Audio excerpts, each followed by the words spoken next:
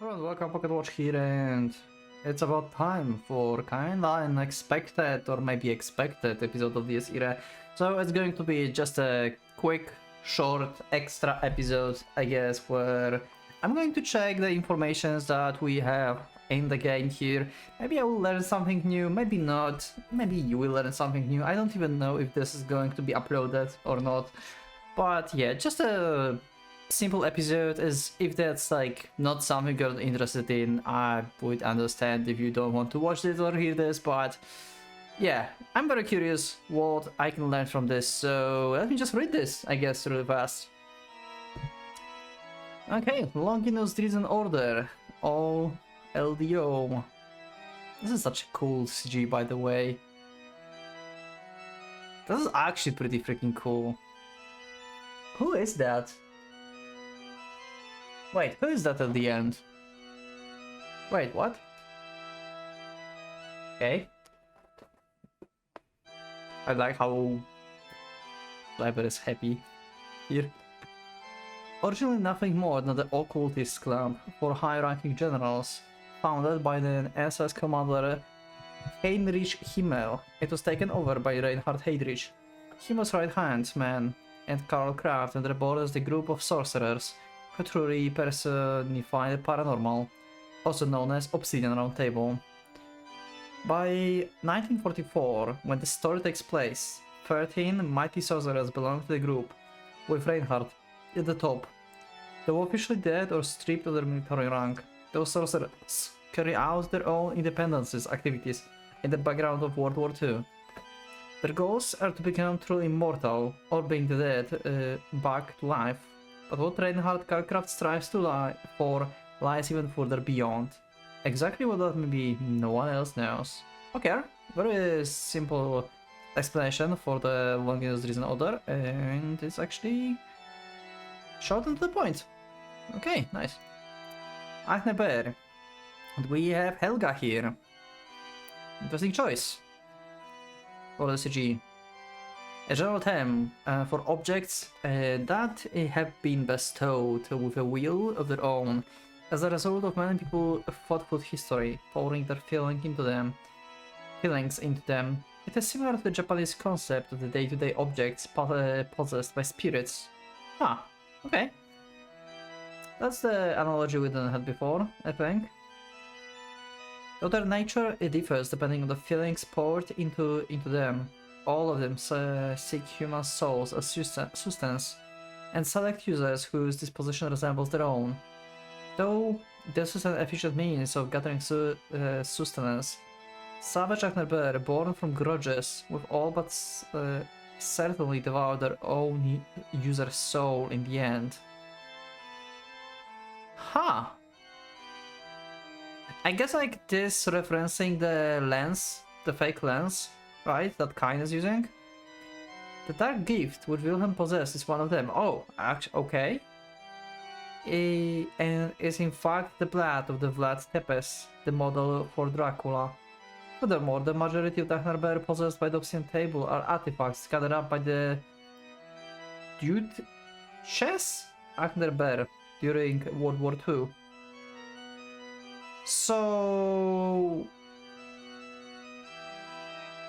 So the dark gift is actually going to consume Bey's soul at the end, it seems. Was that a thing, actually? Huh. Evocate. Sorcery that enables one to spiritually merge with an Agner Bear and command superhuman power. Developed by Karl Kraft, his disciples, the Knights of the Obsidian Table have all mastered Evocate. Outside of Spinne, okay. I mean, Spinne is hiding his potential, okay. The phenomenon of Agner Bear, selecting their wielders and desiring souls for sustenance, has existed for ages past, but these cases always resulted in a typical tale of people being destroyed by their attraction to the cursed artifact. In other words, there was no benefit for the wielders. Huh, okay. However, Evocate reformed that, allowing wielders to form the symbiotic relationship with the Agner Bear.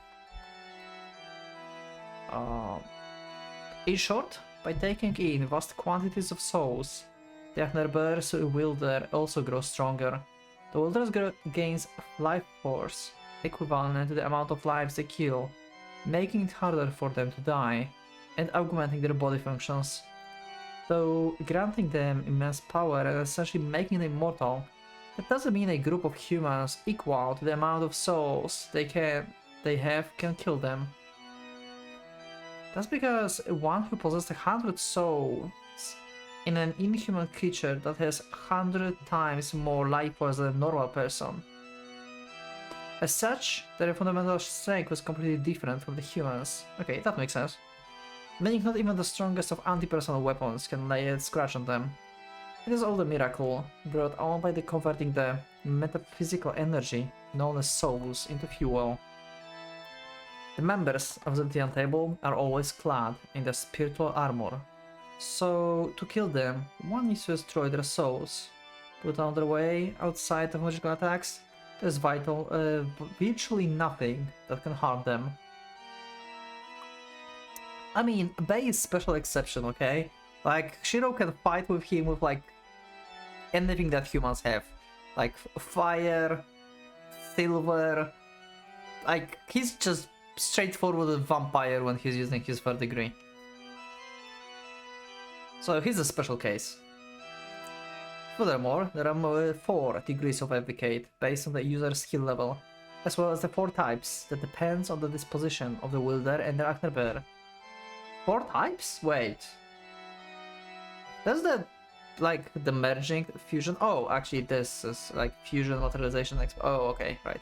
I was thinking about fusion and expansion. I forgot that we have materialization and special is actually a thing, okay.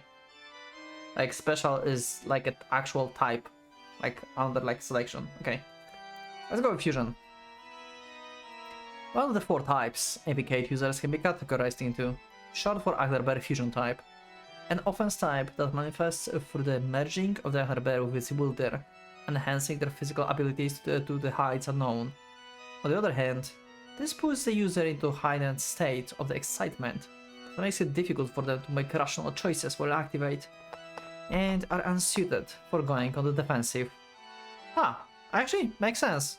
Yeah, defense is actually a big no for the fusion types as far as we saw in the Dies Irae. These guys are like berserkers. These users tend to be belligerent and destructive, with the majority of the Agnerbear possessing savage attributes. Members of the Obsidian table who falls into this type include Wilhelm, Spine, and Schreiber. Okay. Wait, Schreiber is fusion? Not a materialization? What? Since when? Can you let me know in the comments if you're watching this? Or is that actually, like, is he, like, actually fused with his, like, motorcycle? I thought he's materializing his motorcycle. I was wrong? Okay. Materialization type. One of the 4 types Advocate users can be categorized into, short for armament materialization type. Their Agnerbear materialized as weapons, such as swords, lances, firearms, and so on, maintaining the standard form. As such, they are well balanced and possess no flaws, but neither do they possess any particular strengths either. This makes them an unskilled jack of all trades, but also fit for nearly any situation, making them all but invincible. The users tend to be soldier-like, with the majority of the Agnerbear being tools of war to match. Members of the Obsidian table who fall into this type include Reinhard, Beatrice, Eleanor, and Tubal's Kane. Reinhard is materialization? Wow, these things are like actually giving me new info. What the hell? I mean, yeah, he's like making a weapon, I guess, like lance. I don't like, yeah, I guess like his Agnerbear is a lance. I don't know why I always discredited the lance. I always think of the castle when I think of Reinhardt, and that's more like expansion type, I would say. Or maybe actually materialization. Okay. Also, why there's no Sakurai? Wait. Where's Kei? She's also materialization type, right? I mean, she's like conjuring the sword. Why she's not here? Expansion type. Yep. Our beloved Usauka. One of the 4 types evocate users can be categorized into, short for phenomenon expansion type. They appear not as clear manifestations of destruction or weapons, but they're counter types which use magic to control something to create traps.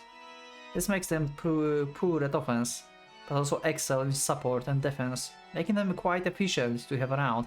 That's why I like Rusauka, I guess, and the expansion type, because when I will go into like correlation to like video games and stuff.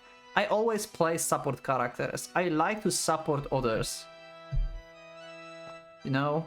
Like, even though I don't like often like support characters don't often get like enough credit. Like, they always are like, yeah, okay, I like someone will like get kills or something and they're like, oh my god, yes, I'm so good. But a lot of times, like, a support is the one that actually like created the situation for them to truly shine. They're like Mercurius, you know? They're like pulling the strings. They can kill you as well if you annoy them. Anyway.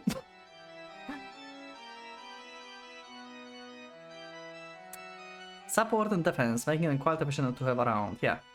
This user tends to be intellectual, scholarly and artistic, with many of their Achnerbeer being books of works of art. Members of the Obsidian Table who falls into this type includes Lisa and Rusauka. Once again, Lisa is expansion type?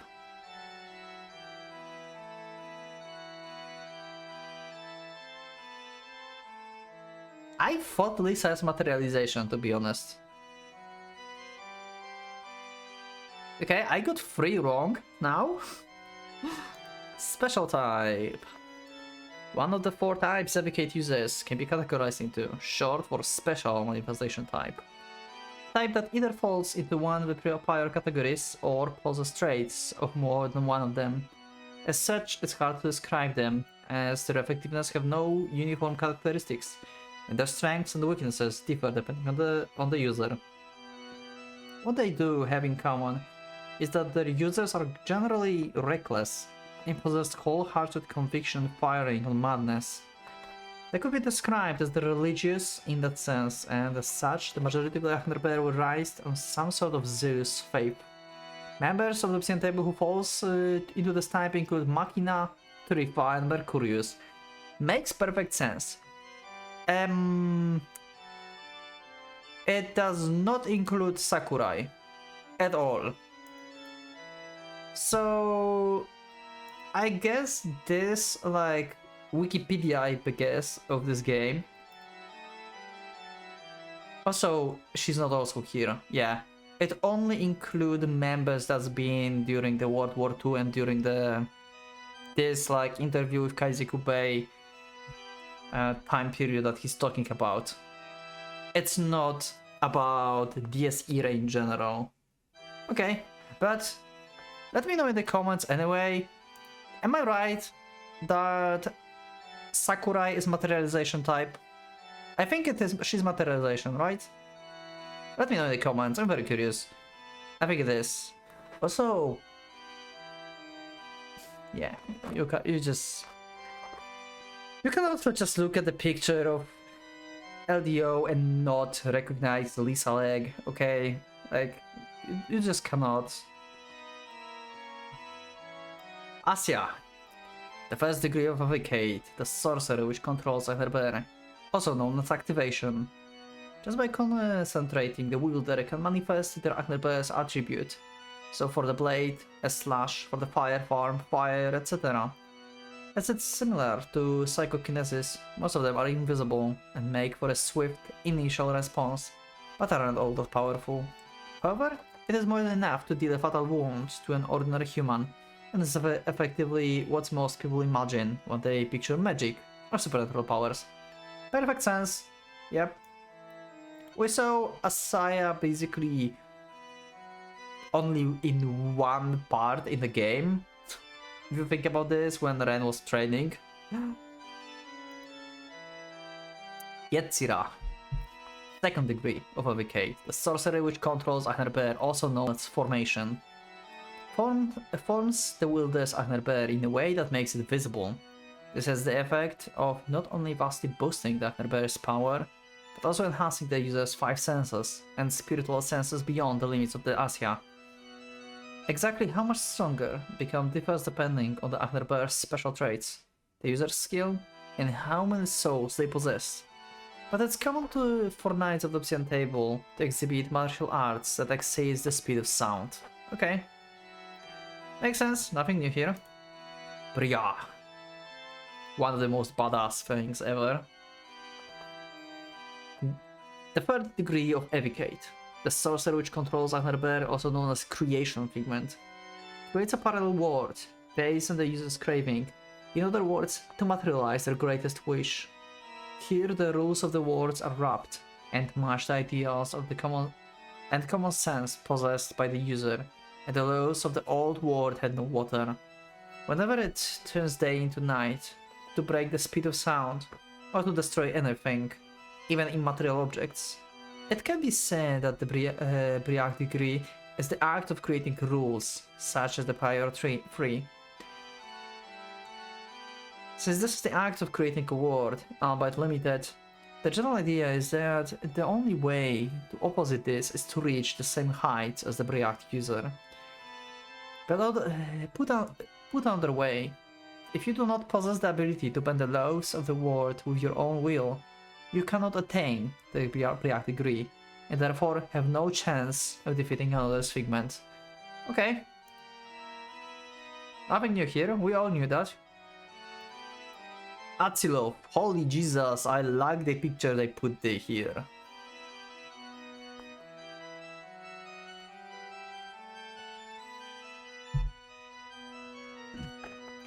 The final degree of Evocate, the sorcery which controls Ahnerbear, also known as Emanation. To take the word and rules that manifest in the Briac degree and have them emanate across the entire universe, permanently.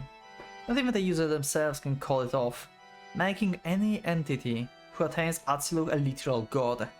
It is the act of painting over the underlying principles of the old world and reigning over all with the laws of the new world.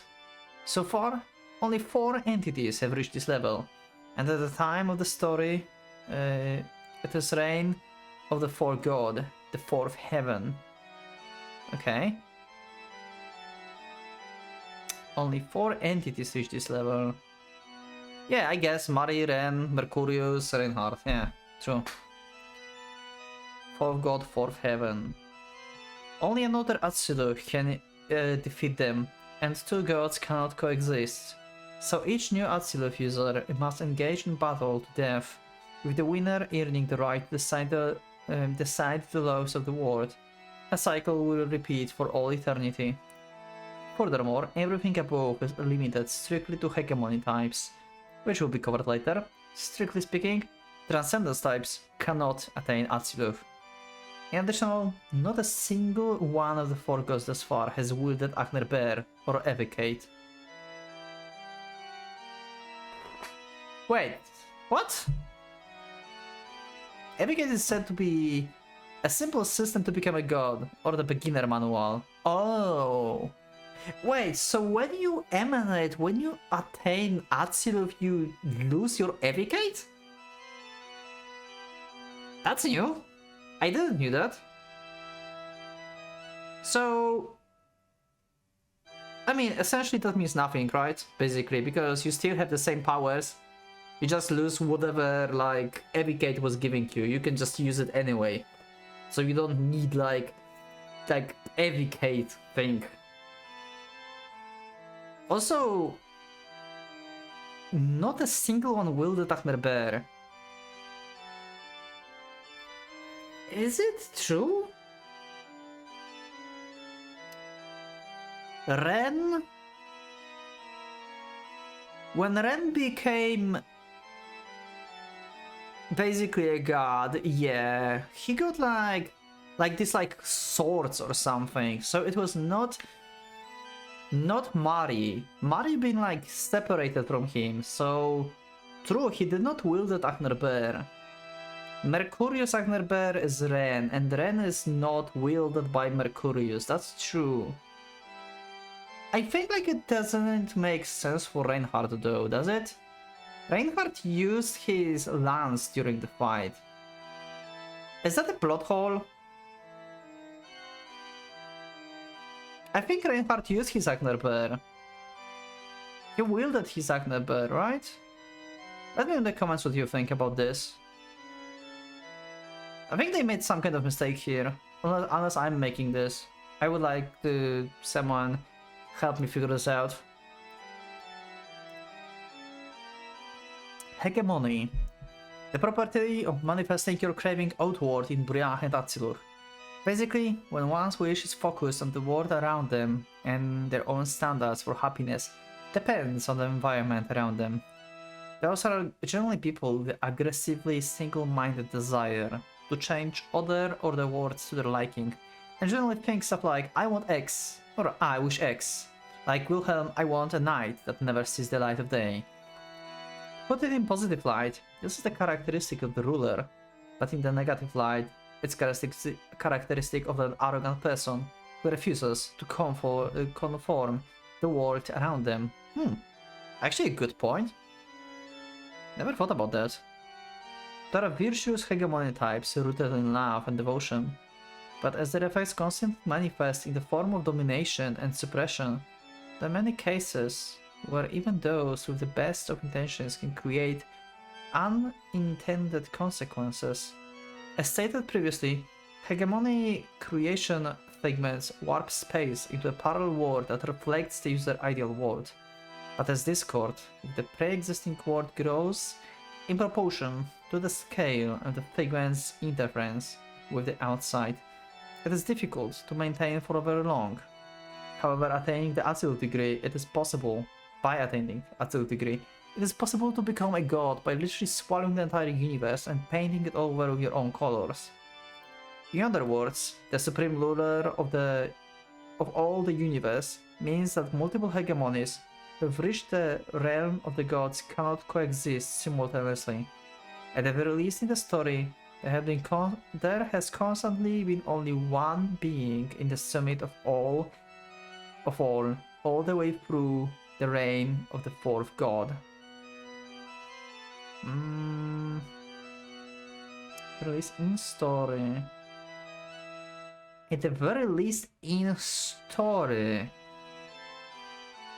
That suggests that it's different in some outside of this era story?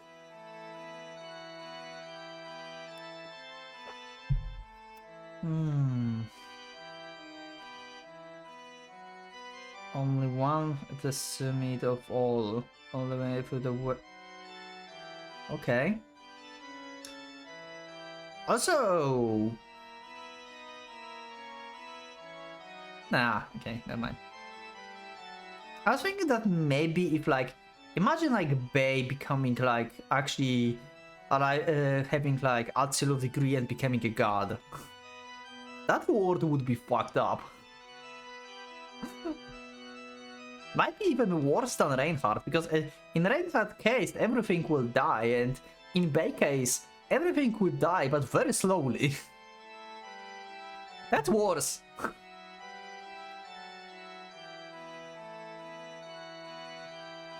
Okay, Transcendence. The property of manifesting your craving inwards in Briah and Atzilur. They are those who wish to change themselves. Their wishes usually manifest in forms of I want to be X. It manifests in the form of one's ideal self. In other words, that which they wish to be, and turn their very selves into the parallel world.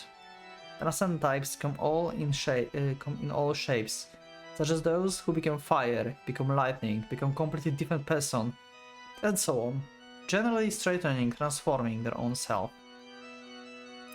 Since the world they expand is confined within themselves, there is very little discord between it and the pre-existing world, which means their Briach can function for relatively long periods of time compared to hegemony types.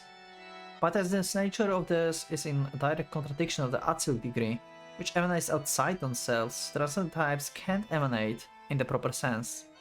In other words, they cannot become the supreme ruler of all the universe, and by their very nature, those of them who reach the realm of gods are fated to spend eternal solitude in their own solitary parallel world, alone and with no means of fading away. Wait a second, that's new information. So, transcendence can achieve Atziluf, but they cannot emanate? So it is possible for them to become gods.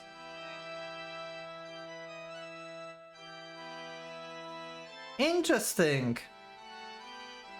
Like, in accordance with the past examples, that would mean forever being a flame or lightning, completely ignoring the pre-existing world's laws of physics and existing with the same strength as space. In this storytime axis, there is only one transcendent type who has reached this level. She is also known as Twilight, and she continues to wandering as an exile of the world. Oh, wait. So Mari is transcendent type, not hegemony. Wait, I'm so fucking confused. What? Mari is transcendent type? That became god and managed to paint the world somehow? We just said that only hegemony can paint the world, and transcendence can become the god, but is unable to create new rules over the world. I guess if you think about this... Wait, that makes sense. Wait, that kind of explains Sakurai Road, doesn't it? No, wait, sorry, Mari Road. What? Right? Because Mari is transcendent type and can, like, wander around as this, like, basically a spirit that is, like, embracing everyone. She's not making this as the rule over the world, it's just her doing her thing.